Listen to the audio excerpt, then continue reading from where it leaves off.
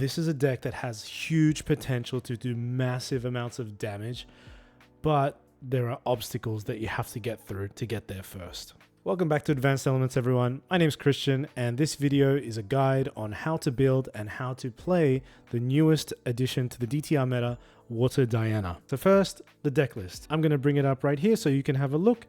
If you want, you can pause and take a slower look at your own pace. Also, the link to the deck will be in the video description, so you can click on that in your own time if you want. I'll be talking about the cards in further detail in a moment, and I'll bring up the list a bit later as well. Let's just talk about Diana's strategy in general. Basically, her gameplay revolves around the Ether Wing and Ether Charge cards, as well as Ether Calling as an advanced element mechanic. This deck strategy is getting out the Aqua Mirage Whisper and attack with it every turn, so you can just build up that graveyard with floating memory and get as much advantage as possible, leveling up with that floating memory so you don't lose any card advantage.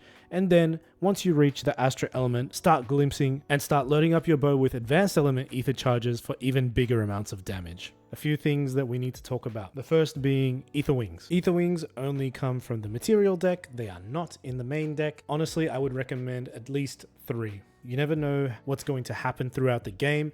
Ether Wings can be destroyed, Ether Wings can run out of durability, and you have to have the confidence that you have a sufficient amount of weaponry available to do big bursts of damage. So in the main deck, there are 3 deck building components that you really need to think about, especially in terms of ratios. And the first one is ether charges. And for the amount of ether charges, this is where it gets difficult already in terms of deck building. So I would say you need around 24 ether charges in your deck for it to be pretty reliable at getting you those charges when you need them. Most of the time you'll probably need most, if not all of them, especially if the game drags out for a really long time. Also, one of the challenging deck building elements of this deck is how many advanced element ether charges do you want to use and how many basic elements do you want to use. As for me, I went with 12 basic element ether charges and 12 advanced element ether charges. These are the ratios that worked for me. The second mechanic that you must have in your deck is distant enablers. Now you need to have a healthy amount of distant enablers in your deck, because if you don't start the game with a distance enabler, then your level 1 is effectively useless. You need to be able to materialize that Ether Wing when you hit level 1. If you can't do that, you're already in a lot of trouble. I would say you need around 12 to 16 distant enablers in your deck. The reason why I went with 14 distance enablers is because mathematically you have about an 86.1% chance of getting one in your beginning hand if you go first. If you go second, it's basically a 90% chance. If you go first and you backup charger for your materialization, you basically have a 95% chance of getting a distance enabler on those turns. I like those chances, that's why I went with 14. If you don't like those chances, you can up it to about 16, or if you feel like being a gambler and taking a bigger risk, then drop it down to 12. See how it goes. And then the third mechanic that you need to have in your deck is a healthy amount of floating memory. You will be hard leveling to 3. As you saw in the deck list, there is no dungeon guide, so you need to be able to use floating memory to mitigate that loss in advantage. Every time you hit with the Aqua Mirage Whisper, you'll also be milling cards. You'll need to have a healthy amount of floating memory so that you can reliably mill one each turn at least. Now, how much floating memory do you actually need? At least 20, I'd say. Sometimes you get Frost Wands and Crystalline Archers and you're leveling and you need all the floating memory that you can get. And then sometimes you kind of just high roll and get those Weaving Mana streams and you kind of just use them to cycle through everything and you're kind of overflowing with floating memory. But honestly, I would rather have too much than too little. So I'm going with at least 20. Those are the 3 core deck building cards that you need for this deck.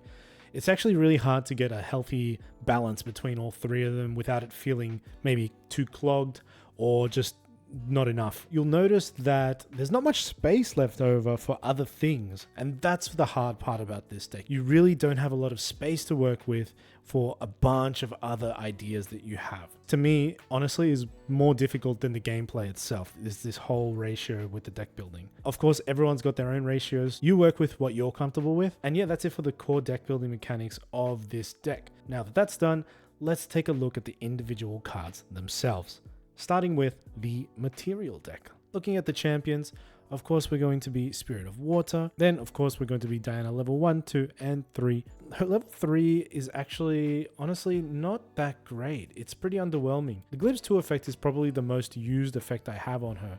And even then, it's like not that necessary. You have so many other cards that glimpse for you that it's kind of just like redundant, but it's still good. And then there's like the pseudo negates where they have to pay extra if they want to, have the combat phase or if they want to target Diana. Those effects aren't that great in my opinion, and they don't come up too often. Sure, sometimes they might win you the game, but honestly, I think in 90% of my games, it didn't really matter at all. The main reason you're going to level 3 is to load those ether calling ether charges and just doing big damage. Make sure to choose the new champion of Diana, not the older one. That's the gunslinger one. It will not work here, so make sure you have the Astra and Ether Wing Diana. So the Ether Wings I think are a pretty tough discussion. We've got a few options. Obviously the most valuable one is the Aquamirage Whisper. This is the Ether Wing that you are going to grab out at level 1 for 99% of your games. This is by far the best one. This is what starts all your mechanics from just snowballing into this ultimate value machine. It's an amazing card. Then after that, the choices are basically yours. So I said you need at least 2 more. Now, there are actually 3 or 4 options that I think you can put in here. My opinion would be to go for the Seeker's Ether Wing as the next choice, mainly because it has Spell Shroud, but also because the True Sight actually does come in clutch sometimes. If you have to deal with Cheshire Cat or Pesky Dream Fairies, this is basically one of your only ways to get rid of it. The next Ether Wing that I put into my deck was Pleiades. I think this card is really, really good. Prior to getting it out, you can just set the top 3 cards of your deck with an advanced element ether charges and just load them all up with this on enter effect. And then all of a sudden you already have an 8 damage weapon. And then it's got the added bonus for creating more glimpse effects for you in the future. Now you may want to consider Mana's Cascade as a 1-cost ether wing, mainly because it gets around Unbroken Mustang and other cards that remove 0-cost items. However, in my meta, I haven't really seen many Unbroken Mustangs, so I didn't really need to use it, so I went with the other 3 instead.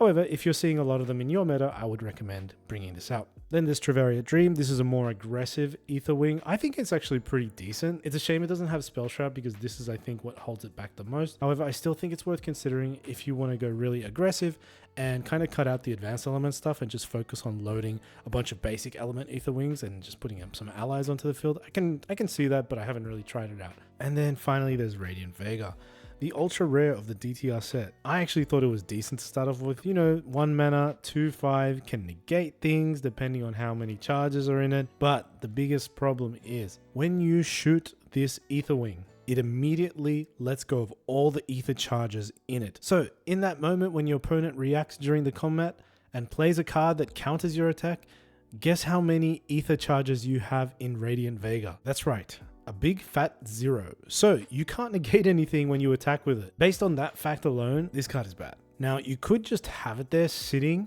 with a bunch of ether charges and just never attack and then use it that way, making it like a 2-time counter spell thing, but then you're not doing any damage. So I don't really know what the game plan is. Maybe it's just to negate twice and then shoot with it. I can see that possibly, but yeah, it's just not good enough. And again, no Spell Shroud, so it gets removed by Zephyrs, Fracturizers. So moving on, cards that I think are really, really good in this deck and I think are pretty necessary. One is Flash Grenade. Flash Grenade is actually an amazing card in this deck. You just make Diana distant and she can't be damaged, and it's just really, really helpful for if someone end souls you, or if they've just got a bunch of allies attacking you, or if they're just going for some burn damage. This will stop all of it. Next one is Smoke Bomb. Sometimes your opponent will be defensive and try to protect themselves, to protect their champion, of course, with a little intercept or a little taunt, and it can be annoying sometimes. Just having that Smoke Bomb option in your material deck is really good for just getting rid of that taunt or intercept without having to play any removal or allies to kill it. Also, you can use it to protect your own allies. So if you have a Frostborn or a Crystalline Archer or something like that you don't want to die, of course Smoke Bomb will protect them as well. Then next, of course, you couldn't have a water deck without this card, and that is Backup Charger. The reason why all water decks run Backup Charger is simply because you can fracturize the power cell, netting you a +1 in card advantage. Now for the flex spot, I'm running Ranger Boots. It has come in clutch, so it has helped, but it's not that great and you don't need it in the deck. This can be filled by other cards. And then finally, it's the Divine Relic. So there's a few options you can go with here. The first one I will mention is the Looking Glass, just so you can get access to an early Ranger Strides. Now, Ranger Strides is an amazing regalia that can just push 4 damage so easily in this deck, so it's really worth considering. It also allows you to run cards such as Consumption Ring or Bauble of Scarcity. Also allows you to run Reckoning's Wake for Floating Memory in your deck. Other choices are between GCR and Quicksilver Grail. So I am a huge Quicksilver Grail fan. I think it's one of the best cards to have in this deck. And of course, GCR is GCR. You can't go wrong with card draw. It's so good. However, I think Grail wins this one because there's so many great things you can hide under the Grail in this deck. You can hide Smoke Bomb to save your ally or snipe their taunt. Flash Grenade so you can protect yourself on a clutch play. There's Pleiades, so once you hit level 3, you can just bring it out immediately. It's actually really good. But if you like card draw, go with the GCR. Nothing wrong with that. So yeah, that's the material deck done. Let's move on to the main deck. To start off with, let's go with the cards that make you distant. Now, this is most likely going to be your first play of every turn. Now, the ones that I went with are Undercurrent Vantage, Tactical Retreat, Weaving Mana Stream, and Reposition. Undercurrent Vantage is fantastic. It's a floating, it makes you distant, and it lets you Grimps 3. It kind of does everything that you want the deck to do. Tactical Retreat, now this card is so good. Stops big attacks. Now this is huge. It can stop huge fiery momentum or rending flames or sweeps, heavy swing, blackjack, whatever attack is coming your way, you can stop it. And it's floating memory. So again, it does a lot of things. Now it does have a minor downside in that it costs 3, so sometimes it might be hard to play, but that still doesn't make it a bad card. The next one is Weaving Mana Stream. Now this card is absolutely busted. It is an Ether Charge, as well as floating memory, as well as a distant enabler. This is probably one of the best cards in the deck. Just the value you can get from leveling up and using this for all of your regalia and your material deck is just too good to pass up. It's so good, and it's what makes the deck run so smoothly. And the final card is 2 copies of Reposition. You could use Backstep instead of Reposition, but Reposition has the benefit of being floating memory, which I think is very relevant, especially when you're milling off the top of your deck, or when you need things for Crystalline Archer or Frostborn Paladin. This is a very cheap way of getting floating memory from your hand into your graveyard, which I think is very relevant. However, if you feel like you have enough floating memory, you can run Backstep if you want. And that's it for the distant enablers. Let's move on to the Ether Charges. So we have a total of 28 Ether Charges in this deck, 14 basic element ones, and we have 14 advanced element ones. Of course, we talked about Weaving Mana Stream before. We absolutely need that in the deck. It is amazing. Next, moving on to Charge the Soul. Charge the Soul is fantastic as well. It's a 1 damage spell which has floating memory. You load it into your Ether Wing, you attack, and then it goes to the graveyard. And then you mill off Aqua Mirage Whisper, and you have a second floating memory in your graveyard, allowing you to go to level 2 very easily. Not only that, the 1 damage is actually relevant sometimes just for pushing those extra lethals or getting rid of those 1 health minions such as Baby Green Slime or Scavenging Raccoon. Next we have Prudent Knock and Etheric Calibration. They are cycle ether charges, so you use them and then they make up for themselves, and that is very relevant. You don't want to go down in hand advantage while using these ether charges. At first I thought Etheric Calibration was so much better. You get the glimpse, you get the cycle, and it's great. However, bad luck can happen and you can whiff on your ether charges. If the top 4 cards of your deck are not ether charges, you're going to have a bad time because you need to reveal one to get that draw effect. And Prudent Knock gets around that by just simply drawing a card into your memory. Also, sometimes you might have a bunch of ether charges in your hand already, so you don't really want to fill your hand with any more. You kind of want to find other cards instead. For the advanced element ether charges, the best ones are Constellation's Blessing and Sidereal Spell Shot. The 2 damage is very relevant, and Constellation's Blessing does cycle itself, and Sidereal Spell Shot can be played for 0 mana. So you can just load it in by itself, 2 damage just like that. And if you want, you can glimpse 10 and see the top 10 cards of your deck, and hopefully they're all ether calling, and you just put them all into your Ether Wing and then you shoot them for 1,000,000. And then the next card is Guided Starlight. Now this card isn't that great. It just makes it so when you attack they have to pay 3.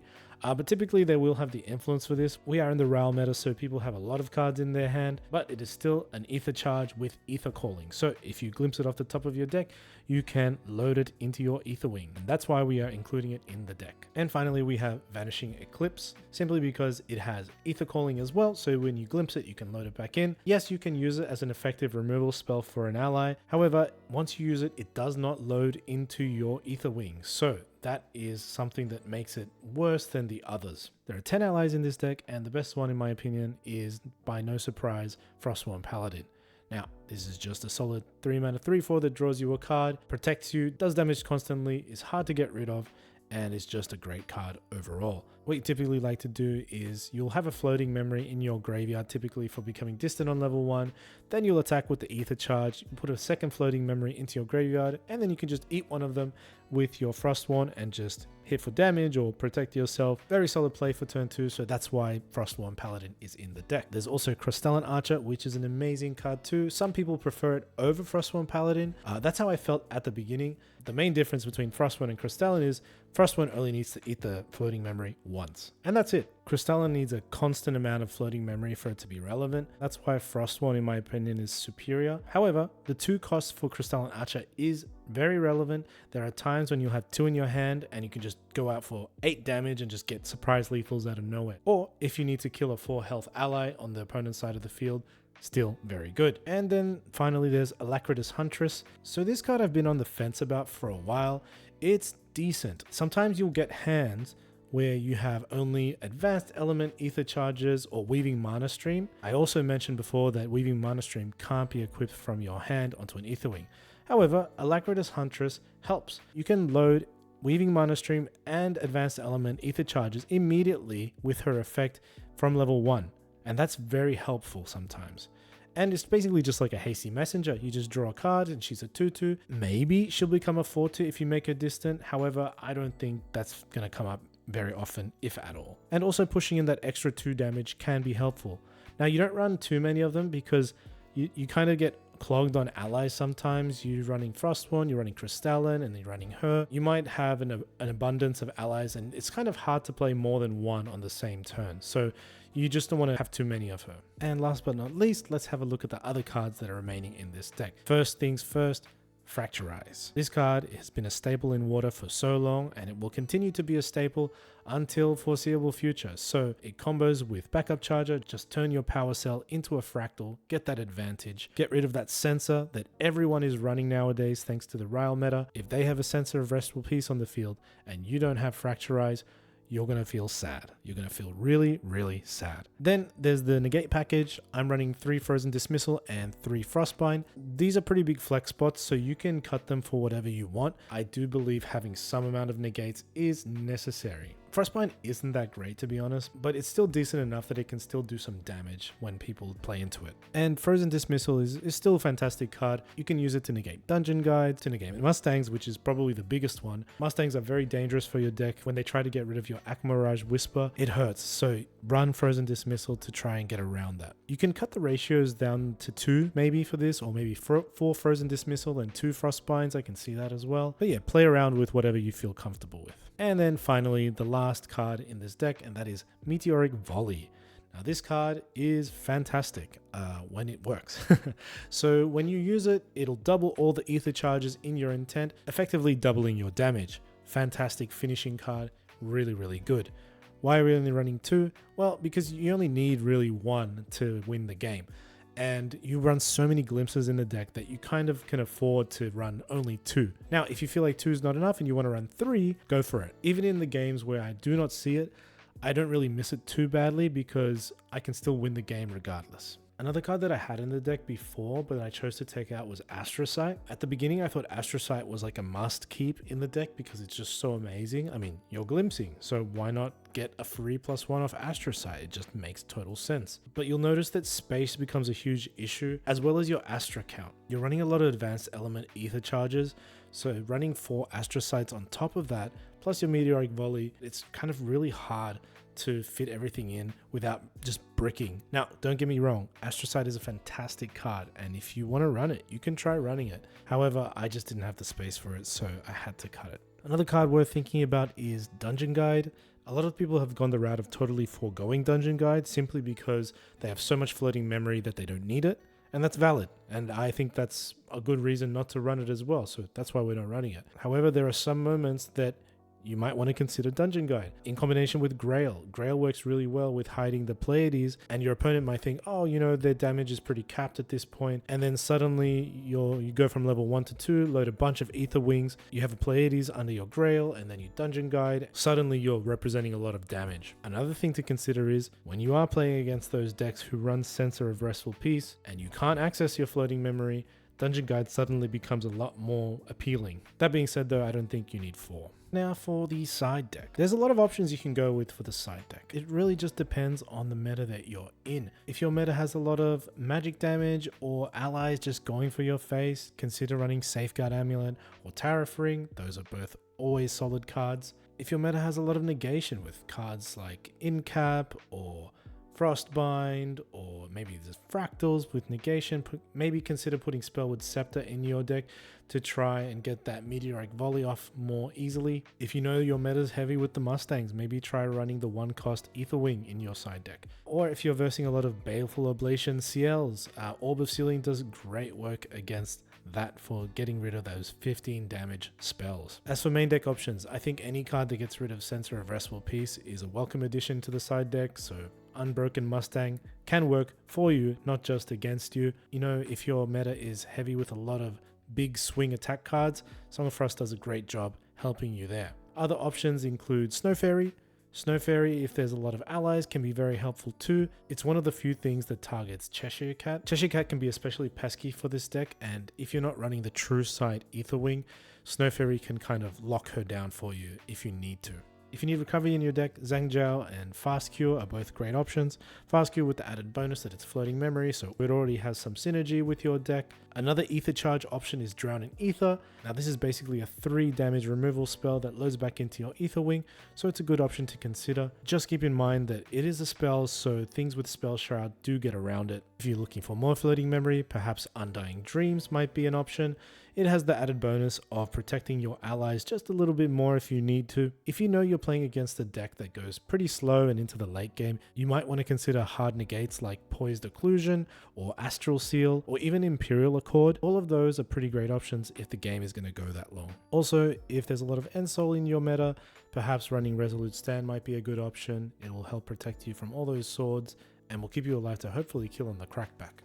And that's the deck. Now, before I talk about how to play the deck, I want to talk about its strengths, weaknesses, and basically my overall thoughts of the deck. As for strengths, basically a great strength of this deck, if things really go your way, it runs so smoothly and like everything just piles up and snowballs into this great big damage burst that just ends the game. And it feels really good to play. If you're the type of person that just loves doing huge amounts of damage in just like one go, and you're looking for that, you know, that feeling of like, yeah, I just hit them really hard, then this is a good deck for you. And on top of hitting hard, it gets you advantage in the process, so it's really good. I've had experience playing against level 3 CL with Serene Spirit, so in that deck you have to do 36 damage to him, and honestly I don't think the deck had any problem getting to that damage point. So that's one strength. Another strength is against the allies matchup, I say it's pretty favorable.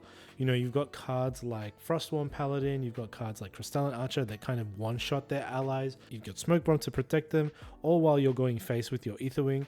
Or alternatively, you can use your Ether Wing to control the board a little bit and then shoot for huge damage in the later turns. You'll find that you actually can afford to maybe miss the first hit of your Ether Wing or second hit on allies if you need to, so don't be afraid to do that. You've also got cards like Drown in Ether in the side deck, which will help tremendously in the matchup, just getting rid of all 3 health allies. You know, it's such a clean kill, so it's very helpful there. If you're in a level 3 matchup where the opponent also has to get to their advanced element, I'd say you have a pretty decent chance against most of the playing field out there. Now I'm talking Luxem, Ensol, Merlin, CL. These kinds of matchups are pretty good for you, I'd say. Not a favorable matchup, but not unfavorable either. So it's pretty 50-50. You would kind of prefer to play against a level 3 deck most of the time, I'd say. Moving on to the weaknesses. There's a lot of weaknesses, guys. First of all, your Aetherwing, the Aqua Mirage Whisper. If that card gets destroyed before you have the chance of popping off, the game gets so much harder for you if you can't mill those floating memories to get that value. You just end up losing a lot of card advantage. And that's why you have to run Frozen Dismissal in my opinion. You just have to.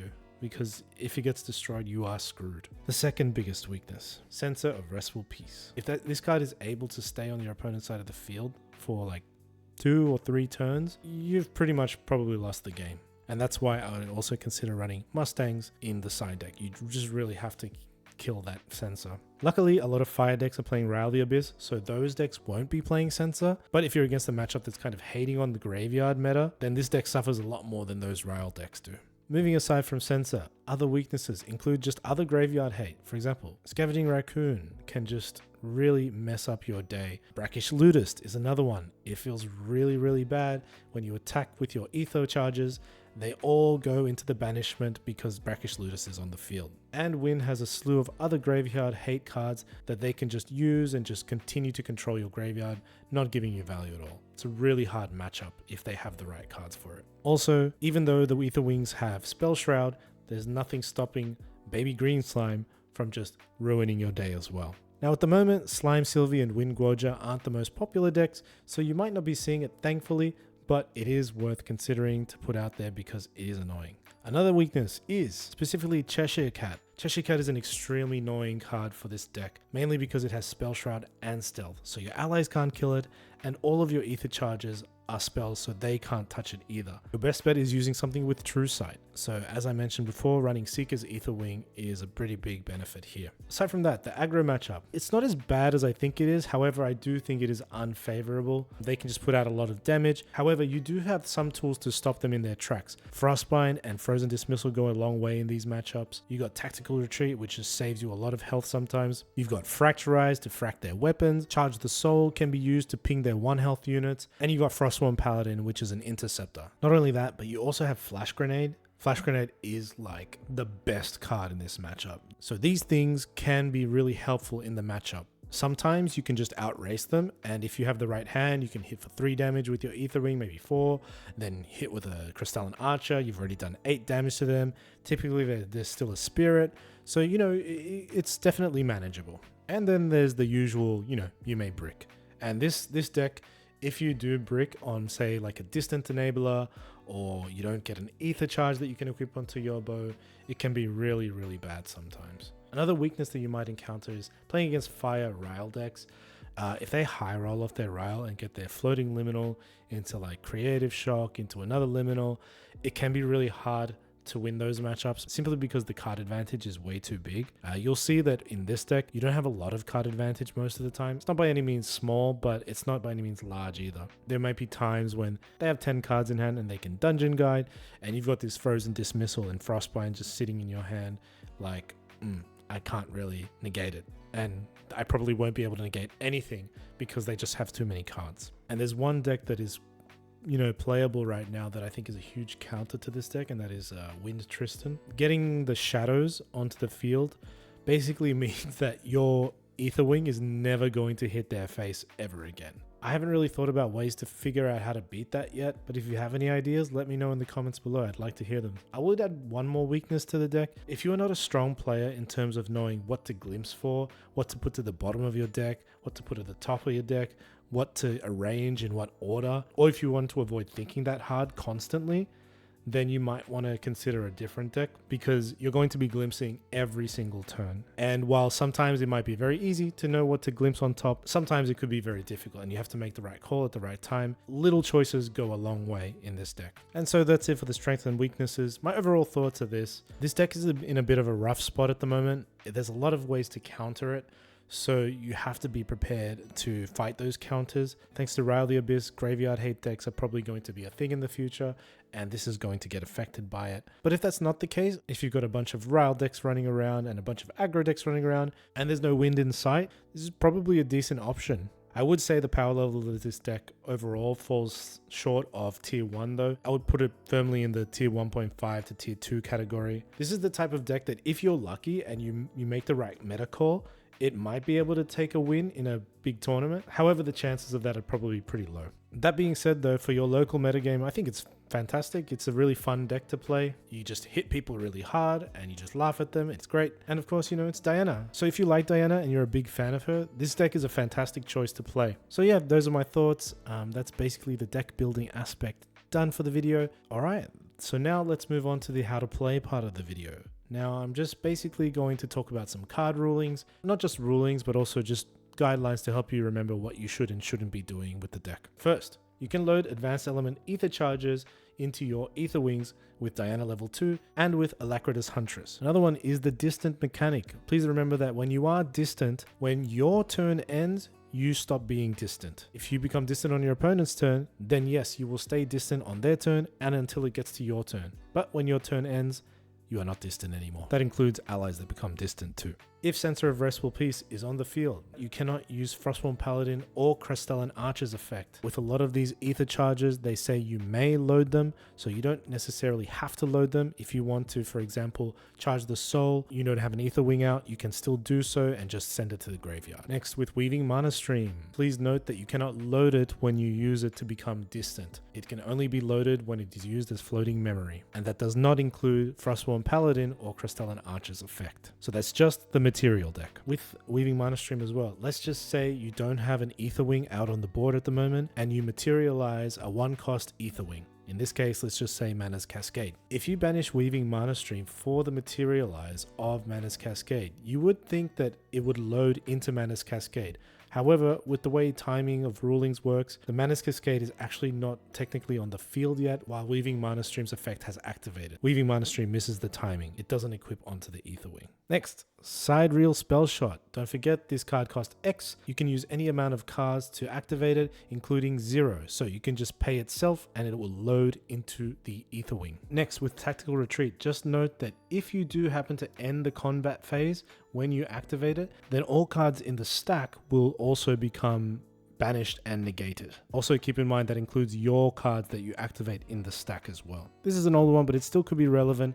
When you fracturize a nullifying lantern, then the lantern becomes a fractal. However, it still keeps its effect, so all cards in graveyards are still norm element. Also regarding Smoke Bomb, keep in mind that the main reason that you are running it is so that you can turn one of their taunt or intercept minions into a stealth minion. Basically, the keyword gets negated for the turn, so you can just go ahead and hit their champion. I'm not an expert on the rulings, I don't know all of them, so I probably have missed some. If there are any other relevant rulings or guidelines that you'd like to mention, please leave a comment below. Finally, just a guideline of what you would constitute as a good starting hand or what you need to be looking out for when you're playing this deck. One thing to consider on your turn 1 is that 99% of the time it will play out the same way, and that is you will pass. You will always just pass the turn because you don't really have anything to play on turn 1. There's nothing wrong with that as well.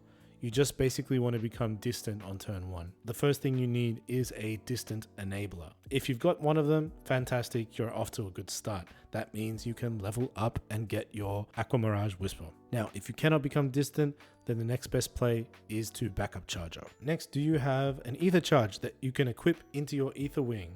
Hopefully you do. If not, you may want to consider leveling up a bit later. You've got your distant enabler, you've got your ether charge equipped, great. Now obviously when you attack with the ether wing, you want to be able to put a floating memory on the top of your deck so that it can be milled and then you have a free floating memory to use for your next materialization. When you're glimpsing in the early game, you might encounter that you've glimpsed a lot of advanced element ether charges. Now, if you don't have any in your hand, then you probably want to keep them there. But if you do already have some advanced element ether charges in your hand, unfortunately, you're better off just putting them at the bottom of the deck, simply because they're just not going to be helpful at that moment. And it's still too early in the game to want to have them in your hand. Keep in mind that when you go to level 2, you want to also be able to equip 2 ether charges onto it. I will say that when you do level to 2, the best cards to put into your ether wing are obviously advanced elements because they do big damage, and ether charges with floating memory. I would not recommend loading Prudent Knock or Etheric Calibration in this moment. If you cannot do that, you may want to consider holding off going to level 2 for now. Though there are moments where you may want to just load 1 because you have to, I would never suggest leveling to 2 without having any ether charges. It just feels bad, man. It just feels bad. So that being said, if you've got all of those things checked, then congratulations, you're able to get to level 2 no problem, and hopefully you'll be able to use whatever floating you have remaining to get to level 3. When you're level 2 and you do that big hit, then you want to arrange your deck in an order so that when you go to level 3, you have a bunch of ether charges with ether calling on top of your deck, and then when you glimpse, you just load them all into your ether wing immediately. And that's basically it. So if your starting hand has one distant enabler, has one way to equip an ether charge, and then finally has 2 extra ether charges that you can load in for level 2, then you are well equipped to go to level 2. All right, and that's it for like my guidelines and rulings and things like that. Hopefully you learned something. I definitely haven't given you all of the information, otherwise I'd be here all day. But if there's anything you'd like to mention to me that I might have forgotten, please let me know in the comments below. Alrighty, so here we are in Fraser. So this is a very useful app for loading your deck builds online and just like testing your starting hands. We're going to look at some starting hands and we'll talk about what the play is here. So currently, the hand that I have, we have to always have this mental checklist in our head. Do we have a distant enabler? Yes, we do. We have one distant enabler here, the undercurrent vantage. Great. Next, do we have an ether charge to load into the ether wing?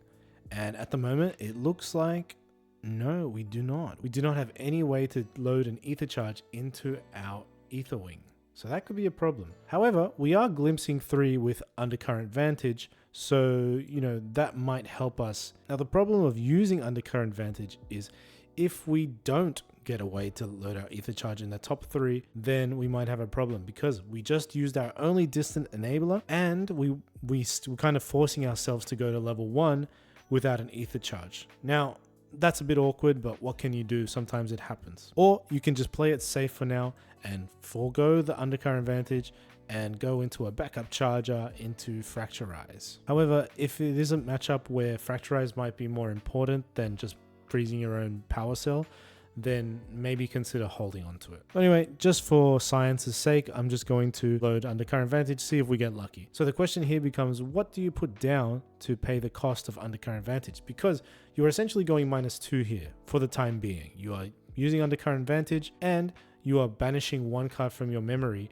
to level up. Because remember, undercurrent vantage, floating memory, but it's class bonus. If Fracturize is completely irrelevant, maybe you might want to consider it, though I would consider keeping this. Frostbind, I wouldn't put it down either. These are like your few playable cards in your hand at the moment, so just keep them in your hand for now. You do have 4 advanced element ether charges, so you can definitely afford to lose one of them. As for which one, in terms of like worst to best, I would say Sidereal Spell Shot is the best one, and then Constellation's Blessing, and then Guided Starlight. So I would definitely put down this Guided Starlight, and then I would probably consider putting down Constellation's Blessing as well.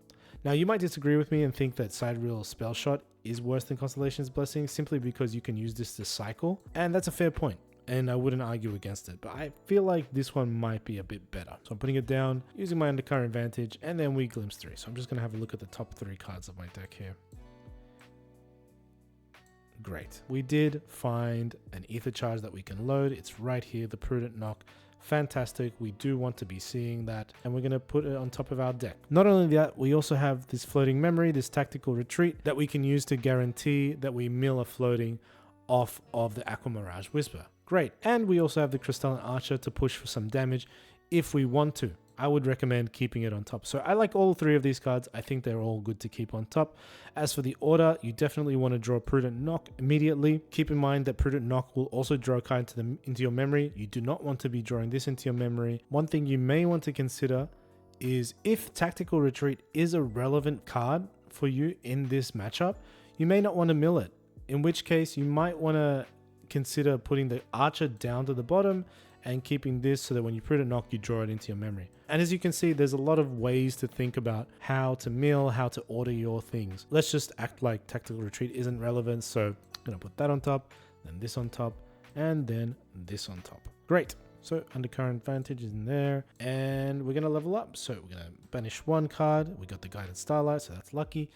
And then we're going to go here into Diana. And then we're going to materialize the Aqua Mirage Whisper. We don't have anything to play on Recollection, so we just recollect and then draw the Prudent Knock. You have one floating memory in the graveyard. You're going to have 2 again in the future when you hit, which means we get an easy level 2. That means that it essentially doesn't matter what you put down in your memory to activate this Prudent Knock, simply because floating memory will be used to banish. So my first thought immediately is I'm putting these advanced element cards down and I'm playing this Prudent Knock, and then bang bang, we draw the Crystalline Archer that we knew was on top of our deck, and that's it. So this is loaded into the Aqua Mirage Whisper. We are ready to attack for 3 damage, which means we will be glimpsing 4 and milling 1.